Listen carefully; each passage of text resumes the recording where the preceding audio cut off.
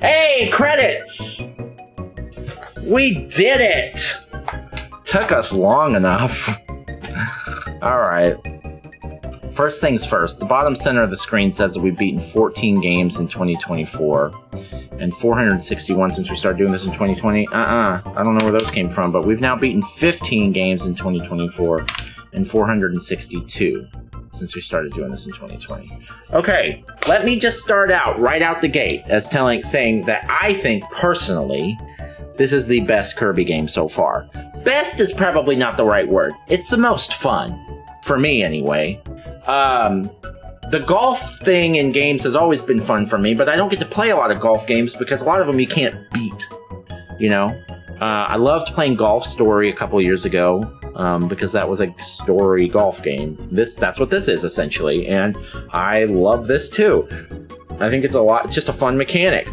So, while I enjoyed Dreamland and Adventure, this scratches more of a satisfying itch to me than those games. So I already know I'm going to rank this higher than Dreamland and Adventure. The golfing mechanics, you've seen a lot, some of them, you know, the basics, the foundation you've seen in every golf game since 1985. But, like, you know, how hard you want to hit it, the meter, the top spin, all that stuff. It's tale as old as time, basically. Anyone that knows how to play any golf video game is going to know how to pick that up pretty quick. But the little Kirby flavor, the addition where you can pick up different abilities that turn Kirby as the ball into these different things, while it took me a while to get used to because I didn't read like a user manual or anything and it doesn't explain it, once I got the hang of it, it was really cool. I really, really enjoyed it. It was a lot of fun. It's a really smart mechanic. It makes a lot of sense. It's very creative, and it's a lot of fun to play. I did get frustrated playing this, but not because it's bad. Because it's hard. Because it's hard. There are some parts of this game that are really tricky. I mean, it's not that hard. I died 132 times, but the deaths go real fast in games like this, so... But it was challenging. It was challenging. There were a couple of parts that, like, I had to do the same course 10, 12, 13, 14 times because it was hard. So, and I appreciated that. I guess a game like this, I don't really have a lot to say. I think this is a really smart way to incorporate the Kirby mechanics of, like, inhabiting other things and taking on their abilities in a way that made it more of like a sports game. You know, just like Sonic has done with pinball, and Mario's done with kart racing, and you know, the list goes on and on. I'm surprised, actually, that there's not more modern games of this, because this could be a thing, right? I mean, there might be another course. No, this is the only Dream Course game there is, according to How Long to Beat. What a shame.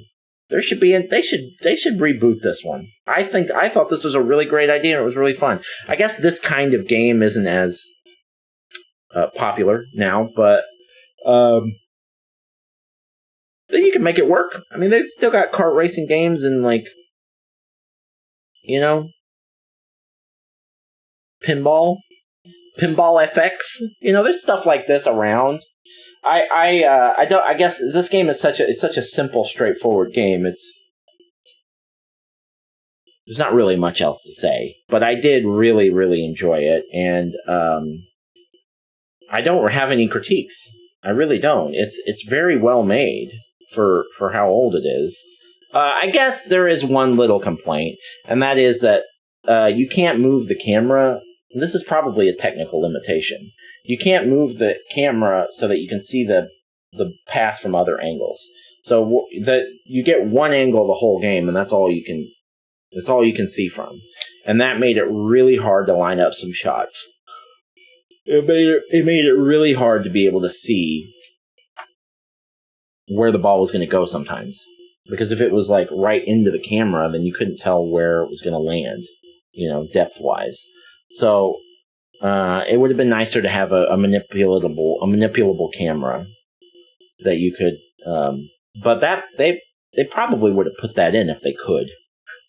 Probably would have been really hard to program that, or they ran out of space. Who knows with these older games, you know? It's a lot of times with those kinds of things, it's not that they didn't think of it. It's that it's too expensive, or they didn't have the time, or it wasn't possible.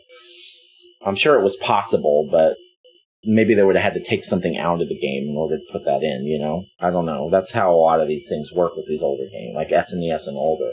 So, but yeah, I really enjoyed it. It's a shame. I'm a little surprised that there's not more Kirby's Dream Course games, because it was so much fun. So, this game is going to rank well for a Super Nintendo game, I think, because I really enjoyed it. I had a blast with this game. All right. That's it for Kirby's Dream Course. This is normally the part of the video where I would say, Kirby's Dream Course has been fun, but we're now going to delete you from our console and never play you again. But you're on Nintendo Switch Online, so we're not going to delete you. There's no point in doing that. I don't even know if that's possible here.